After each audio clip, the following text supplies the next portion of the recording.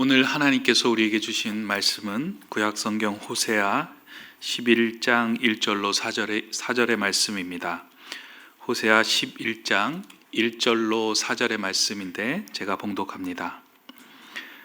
이스라엘이 어렸을 때 내가 사랑하여 내 아들을 애굽에서 불러냈거늘 선지자들이 그들을 부를수록 그들은 점점 멀리하고 바알들에게 제사하며 아로새긴 우상 앞에서 분향하였느니라. 그러나 내가 에브라임에게 걸음을 가르치고 내 팔로 안았음에도 내가 그들을 고치는 줄을 그들은 알지 못하였도다. 내가 사람의 줄 곧 사랑의 줄로 그들을 이끌었고 그들에게 대하여 그 목에서 멍에를 벗기는 자 같이 되었으며 그들 앞에 먹을 것을 두었노라. 아멘. 네, 여러분 사랑합니다. 사랑합니다. 사랑합니다. 지금 이 시간에 이제 온라인으로 텔레비전이나 컴퓨터로 예배를 드리시는 여러분 모두에게 하나님의 풍성한 은혜가 함께 하시기를 빕니다. 우리가 흩어져 예배 드리는 이 순간 각자의 처소가 그저 흩어져 디아스포라 된 우리들의 삶의 시은소가 아닐까 싶은데요. 그곳에서 하나님께 예배하시며 우리 주님 예비하신 그런 은총과 평강이 가득하시면 참 좋겠습니다. 지난 한 주간 많이 힘드셨을 텐데 어떠세요? 괜찮게 지내셨는지요? 여러분, 우리가 이제 기독교 명절, 우리 교회의 최대 명절 부활절이 지나서 세 번째 주일입니다. 근데 우리가 지금 처해 있는 이 기독교 절기상으로 이 시기를 뭐라고 얘기를 하는가 하면 대경축일이다, 기쁨의 50일이다 이렇게 얘기를 합니다. 우리 달력으로 5월 31일 그 주일을 성령 강림절이라고 얘기를 하는데 그때까지 50일의 기간을 우리 주님께서 부활하신 그 기쁨과 감격으로 살아가는 기간을 뜻합니다. 우리의 두 다리는 이 땅에 처해 있어서 이런 어려움도 있고 저런 근심도 있지만 우리들의 삶의 모습이 이곳에 국한된 것이 아니라 하나님 나라에 대한 소망을 갖고 살아간다, 그 기쁨으로 살아간다, 그것을 다시 한 번 더 우리 삶에 떠올리고 회복시키고 다시 한 번 유념하며 살아가는 기간, 그게 이제 기쁨의 50일인데요. 곰곰이 생각해 보면 우리들이 살아가고 있는 삶의 현재는 여전히 녹록지 않다, 쉽지 않다라는 생각을 할 때가 많습니다. 우리나라야 코로나19 바이러스 감염증 사태가 조금 누그러져서 최근 한 열흘 가까이는 그저 10명대 정도의 확진자가 생겨나서 많이 진정이 되었다 이런 생각을 하지만 북미권이나 유럽 전 세계로 이 코로나 바이러스가 얼마나 많이 퍼졌는지 연일 이게 기하급수적으로 확진자들이 늘어나서 지금은 전 세계적으로 200만 명 정도가 확진자가 되었고 그리고 그 가운데 10% 정도의 사람들이 세상 떠나는 이런 어려운 현실 속에 우리가 살아가고 있습니다. 그것뿐만이 아니라 이런 세계적인 대공황과도 같은 이런 어려운 시기에 경제적인 타격이 너무너무 커서 자영업자들은 참 살아가기가 어렵습니다. 힘겹습니다. 라고 여러 가지 경제적으로 어려운 이야기들을 토로하는 순간입니다. 비근하게 우리가 우리 스스로의 삶을 생각해 보더라도 아무래도 수입이 줄었습니다. 살아가기 힘듭니다. 하는 요즘이 오늘날 우리가 경험하고 있는 시기가 아닐까 그런 생각을 합니다. 게다가 그것뿐만이 아니라 들려오는 사건, 사고, 소식이 우리 마음을 절망스럽게까지 하기도 합니다. 최근에 텔레그램 N번방 사태, 사실 이거 생각해 보면 우리 사회에 이런 음란한 죄악이 이렇게까지 뿌리를 깊숙이 파고들었나 이런 생각을 하면서 마음이 참 어려워지기도 했는데요. 여러 가지 우리들의 삶의 형편 속에서 기뻐하기 어렵다, 부활신앙 갖고 살아야 됩니다. 기쁨의 50일 살아야 됩니다. 말은 하지만 우리 마음속에 영 기쁨이라는 게 사라지고 없는 것은 아닐까, 그런 생각이 들기까지 합니다. 참 아이러니하지요? 날은 밝고 눈이 부신데 이런 찬란한 시기에 우리의 마음은 우울합니다. 그래서 코로나 블루라는 이야기를 하기도 하는데요, 참 힘겨운 세월 살아가고 있는 요즘입니다. 과연 요즘 같은 이런 시기에 기쁨을 우리는 회복할 수 있을까? 또 우리가 진짜 기뻐해야 할 이유는 무엇일까? 그것에 대해서 혼란스럽기까지 한데요, 오늘 말씀을 통해 우리가 왜 기뻐해야 되는지, 기쁨의 이유가 어디에 있는 것인지, 그것을 우리가 함께 좀 생각해 보길 원합니다. 오늘 우리가 함께 봉독한 하나님의 말씀, 호세아서의 말씀은 호세아 선지자가 당시 시대적인 상황에서 하나님의 음성을 아주 분명하게 말해주고 있는 그런 본문입니다. 호세아가 사역했던 당시는 북이스라엘 수도 사마리아, 그 도시는 굉장히 번영했던 상황이었습니다. 이스라엘 땅이 두 동강이 났거든요. 하나는 북이스라엘, 하나는 남유다로 나눠지게 되었습니다. 남유다의 수도는 우리가 잘 알고 있는 대로 예루살렘이었고, 북이스라엘의 수도는 사마리아였는데, 호세아가 사역했던 당시만 해도 북이스라엘이 그래도 괜찮았던 시기였습니다.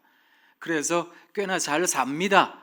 부강합니다. 나라도 안정기를 갖게 되었습니다. 그런 시기였던 겁니다.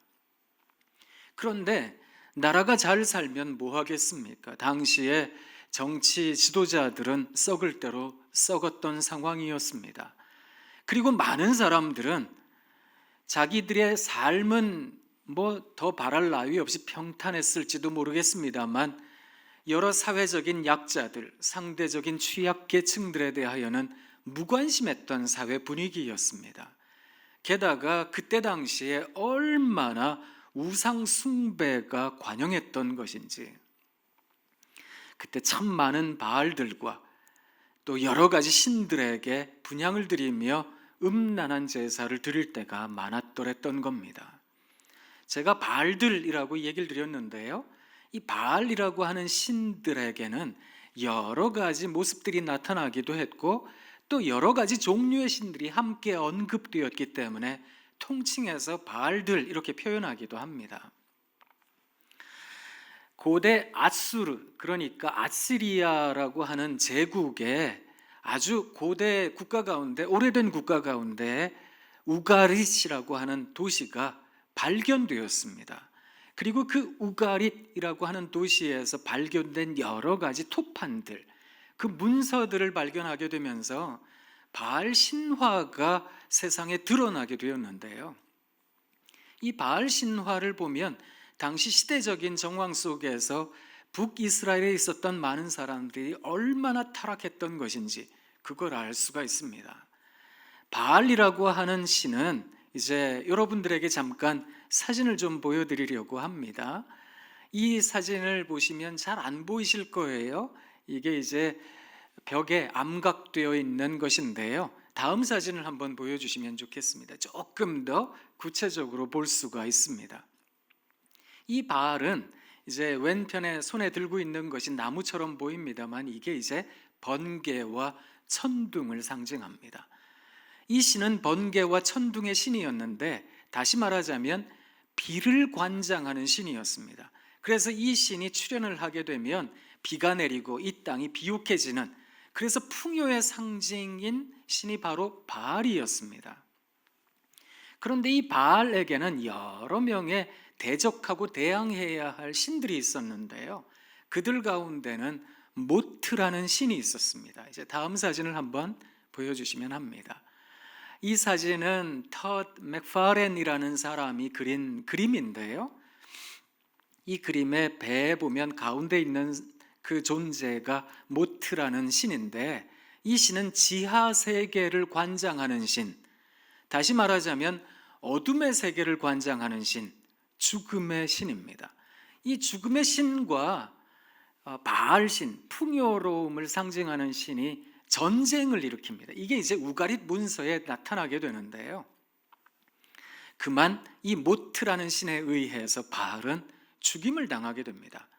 바알이 죽었다라고 하는 것은 더 이상 비가 내리지 않습니다. 천둥도 번개도 생겨나지 않습니다. 땅이 비옥함을 잃게 되었습니다. 땅에 기근이 듭니다. 이런 뜻이 되는 겁니다. 그런데 재미있게도 이 신화에는 바알에게는 이제 부인이 있다라고 이제 드러나게 되는데요. 다음 사진 한번 보여주시면 좋겠습니다. 이 신이 아낫이라고 하는 신상입니다. 이 여신은 전쟁의 여신인데요. 그러다 보니까 이 전쟁에 탁월한 바알의 아내 부인이었던 이 신이 모트를 찾아갑니다. 지하세계까지 가서 이 모트를 죽입니다. 그리고 그 고대 문서에 의하면 맷돌에다가 이 모트를 갈아버렸다는 겁니다.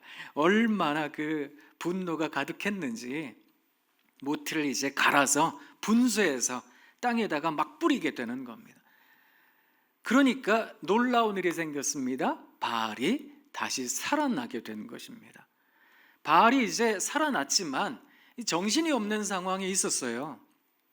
그러니까 이 아낫이라고 하는 여신이 이제 자기 남편과 다시 이제 관계를 맺고 또 그렇게 행복하게 살아야 될 텐데 그러질 못하니까 이제 난감해했던 상황에서 이 바알 신을 섬겼던 많은 사람들이 바알 신전 앞에서 이제 음란한 행위를 하게 됩니다.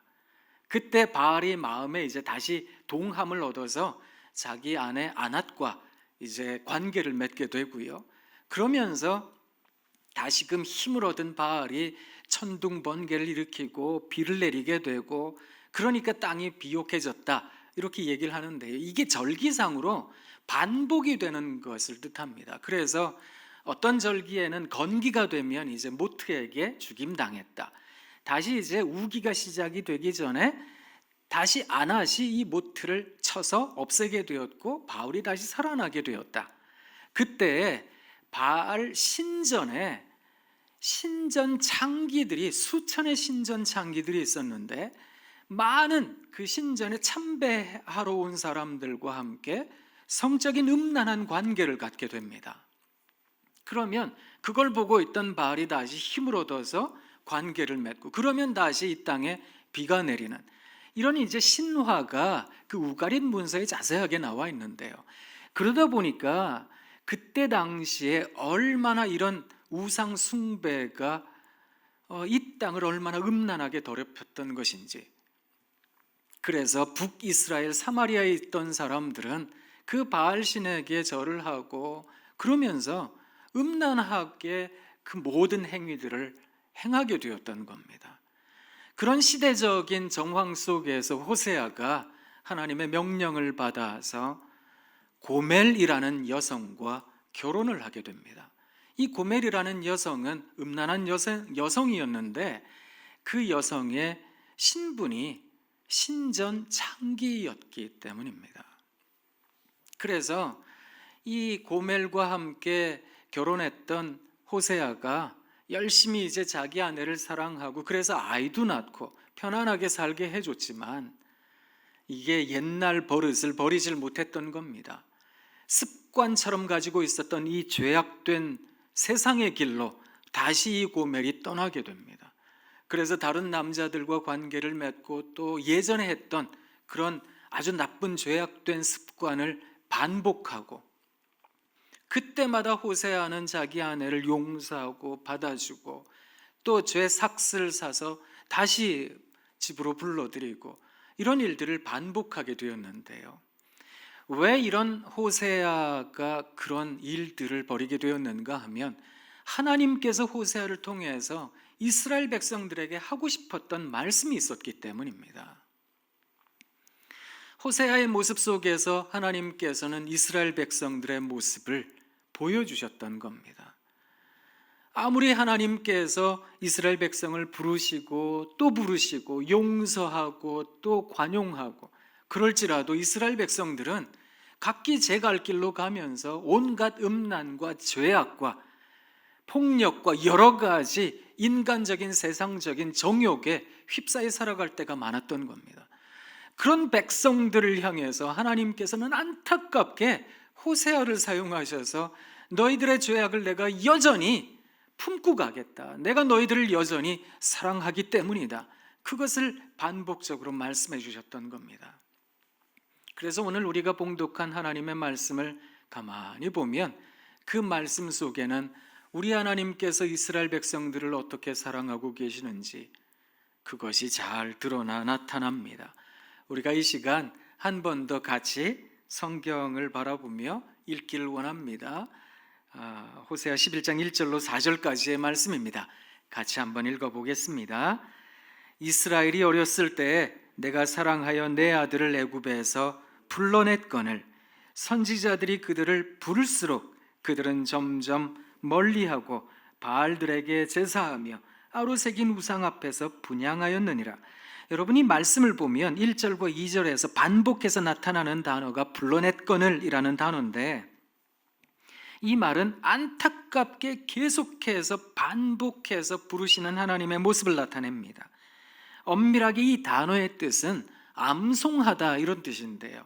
그만큼 또 부르고 또 부르고 또 불러서 절대로 잊혀지지 않는 이름이 되게 했다라는 겁니다. 하나님께 말입니다. 그래서 하나님께서는 이스라엘이라는 이름, 내가 내 백성, 내가 불러낸 이 백성, 그 이름을 내가 절대로 잊어버리지 않겠다. 또 부르고 또 부르고 또 부르셨다는 겁니다. 그런데 그럴 때마다 백성들은 점점 더 멀어졌던 겁니다. 바알들에게 제사했습니다. 아로새긴 우상 앞에서 분향했던 겁니다.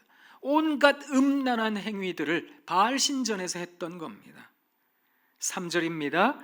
그러나 내가 에브라임에게 걸음을 가르치고 내 팔로 안았음에도 내가 그들을 고치는 줄을 그들은 알지 못하였도다. 내가 사람의 줄 곧 사랑의 줄로 그들을 이끌었고 그들에게 대하여 그 목에서 멍에를 벗기는 자갈이 되었으며 그들 앞에서 먹을 것을 두었노라. 그럼에도 불구하고 우리 하나님께서는 또 사랑하고 또 사랑하고 또 사랑하셨다는 겁니다. 여기 보면 4절 말씀에 내가 사람의 줄, 곧 사랑의 줄로 그들을 이끌었고 이렇게 말을 합니다. 사실 사람이 이끌려지는 줄은 참 여러 가지 줄들이 있을 수 있거든요. 여러분 곰곰이 여러분을 한번 생각해 보세요. 여러분은 어떤 줄에 의해 이끌림을 받으십니까? 왜 우리가 사회생활 하다 보면 줄을 잘 서야 된다, 줄을 잘 잡아야 된다 이렇게 얘기를 하잖아요. 사람으로 살아가다가 보면 내가 이 줄을 잘 서야 되겠구나, 어떤 줄을 잡아야 될까 이런 생각할 때가 참 많습니다. 그래서 돈도 좀 더 많이 벌고 싶고 또 높은 자리에 가고 싶고 오래 장수하고 싶고 그러다 보면 내가 이런 줄을 잡아야 되겠구나 이런 생각할 때가 있는데요. 그때 하나님께서는 본문의 말씀을 통해 분명하게 말씀해 주시는 겁니다. 너희가 줄을 잡되 사람의 줄을 잡되 그런데 사랑의 줄을 잡아야 된다고 그걸 말씀해 주고 계시는 겁니다. 하나님께서 그런 줄로 우리를 사랑하셨다는 겁니다. 그래서 내가 너희를 훈육하고 양육하기를 그저 안아주고 가르치고 다시 일으켜 세우고 그렇게 이스라엘 백성들을 사랑하셨다는 겁니다. 그런 사랑의 줄로 하나님께서 우리를 사랑하고 계신다. 사랑하는 성도 여러분, 우리가 왜 기뻐해야 될까요?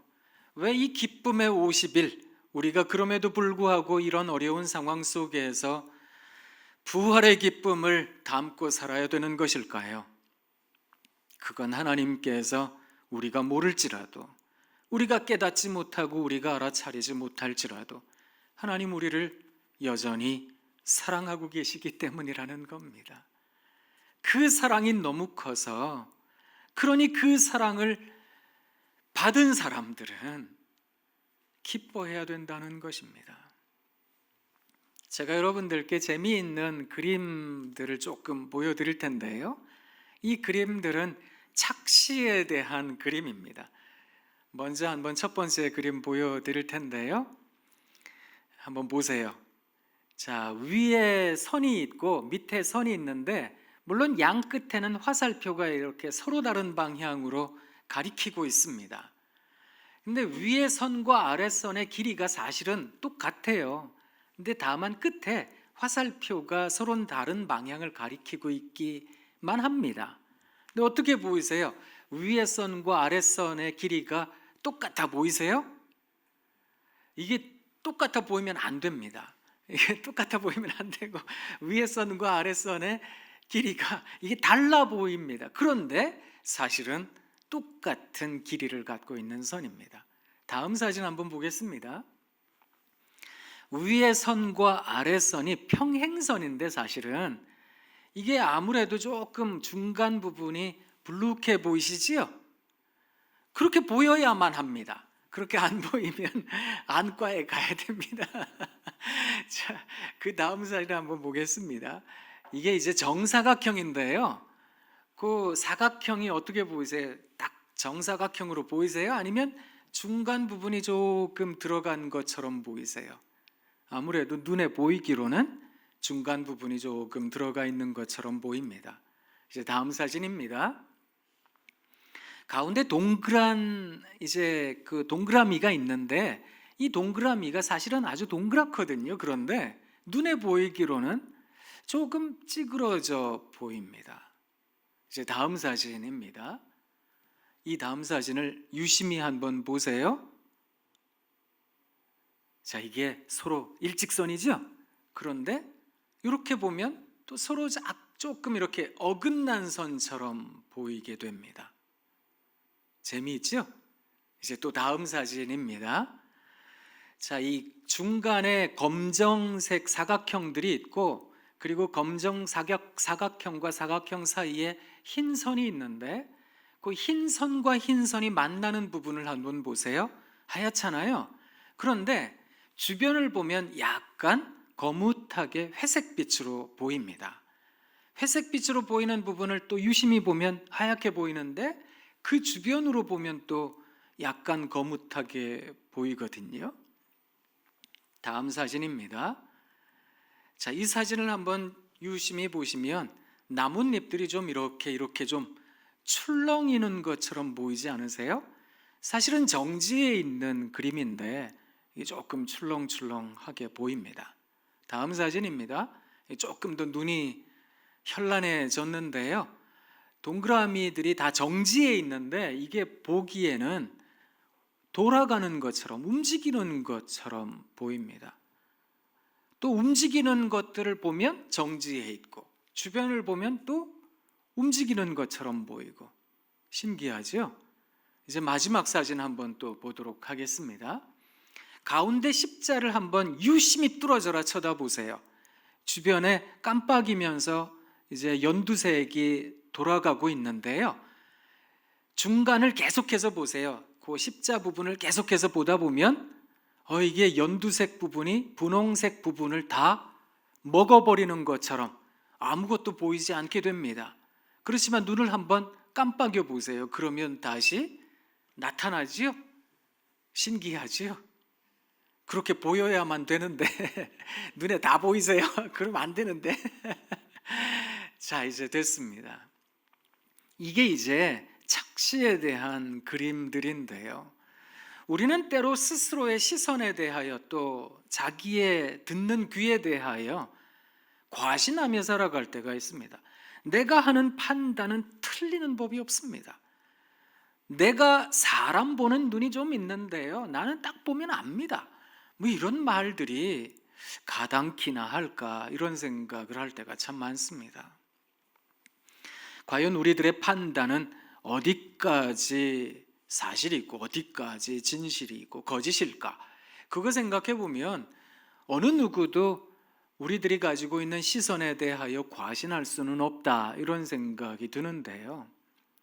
살아가면서 우리가 흔들리는 순간을 경험하다 보면 자꾸만 세상적인 어떤 안목, 내 귀에 들리는 것, 거기에 현혹될 때가 진짜 많습니다. 그래서 그런 줄을 내가 좀 잡아야 되겠다, 이런 생각할 때도 참 많거든요.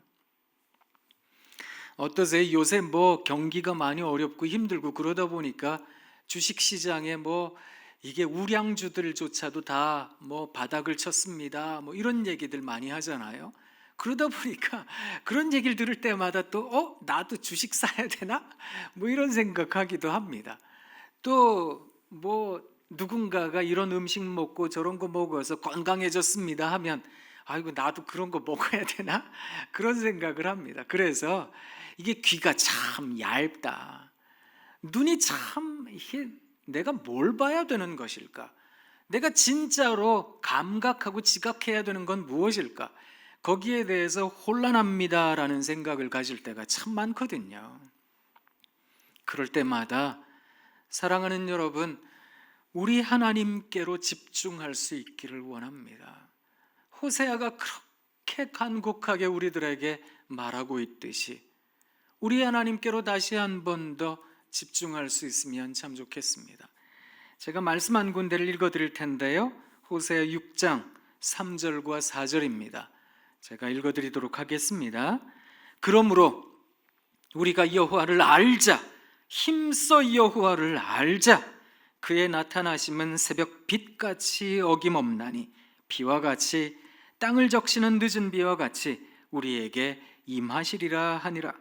에브라임아, 내가 내게 어떻게 하랴? 유다야, 내가 내게 어떻게 하랴? 너희의 인애가 아침 구름이나 쉬 없어지는 이슬 같도다. 이제 6절 말씀입니다. 나는 인애를 원하고 제사를 원하지 아니하며 번제보다 하나님을 아는 것을 원하노라. 말씀을 통해서 호세아가 끊임없이 하나님의 말씀을, 음성을 들려줍니다. 제발 나를 좀 알으라고, 좀 알아야 되지 않겠느냐고. 왜 너희들이 갖게 되는 인애, 사람에 대한 긍휼, 물론 이 세상에 줄이 여러 가지가 있고 사람의 줄이 여러 가지가 있지만 그것 붙잡느라고 사람에 대한 긍휼, 사람에 대한 안타까움, 이 세상에 대한 긍휼히 여김, 왜 그 사랑을 자꾸만 잊어버리고 있느냐고. 그렇게 새벽 이슬처럼 사라져버리고 말아버리는 그렇게 허망한 것이었느냐고. 그래서 하나님께서 말씀하고 계시는 겁니다. 나는 인애를 원했던 거지 제사를 원했던 게 아니다. 그런데 사람들은 자꾸만 이방신상에게 절하고요, 그게 마치 하나님인 줄 알고 살고요, 그렇게 자기의 육신의 정욕대로 살고요. 어쩌면 우리가 처해 있는 순간을 생각해 보면 참 무너지는 요즘이라는 생각을 합니다. 물론 마음에 또 한 번 더 소망을 갖습니다.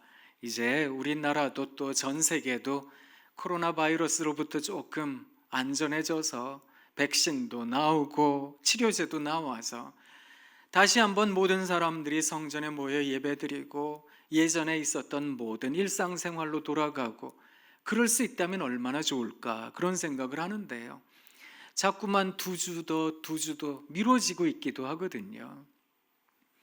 더 이상 미뤄지면 안 될 텐데 이런 생각에 마음이 힘들어지기도 합니다. 그런데 사랑하는 성도 여러분, 그럴 때마다 우리의 마음과 생각을 지켜야 되겠습니다. 그래서 오히려 말씀이 분깃이 돼요. 이 말씀 안에서 다시 한 번 더 깨달아 들어야 되겠습니다. 우리 하나님의 음성을 들어야 되겠습니다. 그래서 기쁨을 회복할 줄 아는 우리들이 되어야 되겠습니다. 왜 우리가 기뻐해야 되느냐고요? 왜 우리가 기쁨 가운데 기쁨의 50일 그 삶을 살아야 되느냐고요? 우리 하나님께서 우리들에게 말씀하고 계시기 때문에 그렇습니다. 내가 너희를 안았다고, 내가 너희를 가르치고 있다고, 내가 너희를 일으켜 세우고 있다고, 너희가 모를지라도, 너희가 알아채지 못할지라도 나는 그렇게 너희를 사랑하고 있다고 우리 하나님 말씀하고 계시기 때문에 그렇습니다. 왜 예전에 주일학교 때 많이 불렀던 찬양 있잖아요. 하나님이 세상을 이처럼 사랑하사 독생자를 주셨으니. 아이고, 찬송 안 불러야 되는데 사실 제가 오늘 아침에 예배당 오면서 제 아내한테 그랬거든요. 오늘부터는 이제 찬송 안 부를 거다. 그랬더니 제 아내가 저를 보고 피식 웃더라고요. 아니, 왜냐하면 요 일전에 왜 우리 오대식 목사님께서 찬송 부르셨잖아요. 목회 30년 여정에 처음으로 설교하면서 찬송 부릅니다 하시고 찬송 부르셨는데 제가 진짜 감동했거든요. 목소리가 얼마나 예쁘신지 저렇게 잘 부르면서 왜 안 부르셨을까? 근데 그러면서 저를 돌아봤어요. 별로 부르지도 못하면서 아이고 그렇게 찬송 부르고 그래서 회개했거든요. 그래서 이제는 찬송 안 불러야 되겠다 그런 생각하는데요. 근데 우리가 살아가면서 점점 깨닫는 것이 있는 것 같다 싶습니다. 저는 말씀을 분깃으로 삼는 여러분들이 지혜를 깨달으시면 참 좋겠다 싶습니다. 잠언 30장을 보면 야게의 아들 아굴의 잠언이 나옵니다. 아굴이 하나님께 두 가지를 기도합니다. 첫 번째는 하나님 제 입에서 모든 거짓말을 사라지게 해주십시오. 거짓으로부터 멀어지게 해주십시오. 이렇게 기도합니다. 두 번째는 하나님 나를 부하게도 하지 마시고 가난하게도 하지 마십시오. 너무 부했다가 하나님 필요 없습니다. 난 그냥 나대로 잘 삽니다. 교만해질 수도 있고, 너무 지나치게 가난했다가 하나님 도대체 깨시기나 하신 겁니까? 불평할 수도 있고, 그러니 하나님 나를 그저 너무 부하게도 가난하게도 하지 마십시오. 그렇게 기도했는데요. 전 그게 지혜라는 생각을 해봅니다. 저도 아직 깨닫지는 못하고 있습니다만 왜 그 50대의 나이를 지천명이라고 하잖아요. 저도 이제 50 초반의 나이를 살아가면서 깨닫게 되는 게 있습니다. 그렇구나. 이건 내 몫이구나. 이건 내 몫이 아닌 거로구나. 이건 내가 할 수 있는 거로구나. 이건 내가 못하는 거로구나. 아니, 하면 안 되는 거로구나. 거기에 대하여 조금 가늠함이 생기는 것 같은데요. 우리 예수님 믿는 사람들은 다들 나이가 젊으시나 연세가 있으시나 이 지천명의 깨달음, 그 지혜를 갖고 계신다 이런 생각을 합니다. 어려울 때든지 또 슬플 때든지 혹은 너무너무 기분 좋고 행복할 때든지 하나님의 음성이 들리면 좋겠습니다. 그래서 우리 하나님께서 진짜 나를 사랑하고 계시는구나, 그게 우리들에게 깨달아지면 좋겠는데요. 사랑하는 성도 여러분, 너무 어렵다고 그저 절망 가운데 함몰된 듯 빠져버려서는 안 되겠습니다. 또 이 코로나 사태가 지나가고 모든 세상이 평안해졌다고 해서 또 예전에 과거에 했던 모든 죄악들을 반복해서도 안 되겠습니다. 우리 하나님께서 끊임없이 말씀하고 계십니다. 내가 너희들을 이끌고 있다. 내가 너희를 가르치고 있다. 그런 말씀을 늘 기억하며 그저 부활신앙 가지고 하나님께서 우리를 살리신다, 또 하나님 나라에 대한 소망이 있다, 그러니 우리가 지금 이 살아가고 있는 이 세상에서 하나님 중심으로 살아야 되겠다, 그런 신앙을 꼭 부여잡는 우리 모두가 되길 원합니다. 제가 이제 설교 후에 찬송을 이제 우리 다 같이 부를 텐데요, 제가 찬송 안 부르고요, 가사만 좀 읽어드리려고 합니다. 그 댁에서 찬송가 379장 한번 펴보세요. 다 펴보세요. 제가 이 영어 찬송가를 보면서 제가 쉽게 좀 이렇게 해석을 했거든요. 찬송가 가사를 보면서 제가 읽어드리는 거를 한번 들어보세요. 제가 읽겠습니다. 이제 쉽게 한 겁니다. 내가 걸어가야 할 길은 멀고 또 밤이 깊은 듯 어둡습니다. 빛 되신 주님, 저 멀리 뵈는 나의 집 본향을 향해 갈 수 있도록 제 걸음걸음을 비춰주십시오. 제가 걸어가지만 저는 제가 걷는 길조차 잘 알지 못합니다. 그러니 한 걸음씩 인도해 주십시오. 이전에 방탕하게 지낼 때는 교만하고 오만해서 내 마음대로 살았습니다. 그런 죄인을 용서해 주세요. 제가 지은 죄를 다 기억하지 마시고 주님의 뜻대로 살아갈 수 있도록 이끌어 주시기를 원합니다. 제가 어려워서 낙심할 때에도 나를 인도해 주셨던 주님, 과거에 그러셨던 것처럼 장래에도 지켜주실 줄 믿습니다. 그래서 험산 줄령을 넘어갈 때에도 저를 도와주실 줄 믿습니다. 캄캄한 밤이 지나고 밝은 아침이 오듯이 기쁨으로 주님을 만나기를 기도합니다. 찬송가 가사가 진짜 좋지요? 그래서 우리가 기뻐해야 되는 것 같습니다. 이 기쁨의 50일, 5월 31일까지 우리의 삶의 형편, 상황과 상관없이 믿음으로 기쁨을 고백하고 날마다 부활신앙 가지고 기뻐하며 내 옆에 힘든 사람들을 살뜰히 보살피는 사랑의 줄, 수많은 인간의 줄들이 있지만 그 사랑의 줄을 부여잡고 살아가는 우리 사랑하는 덕소 공동체, 우리 모두가 되길 원합니다. 여러분 사랑합니다. 사랑합니다. 사랑합니다.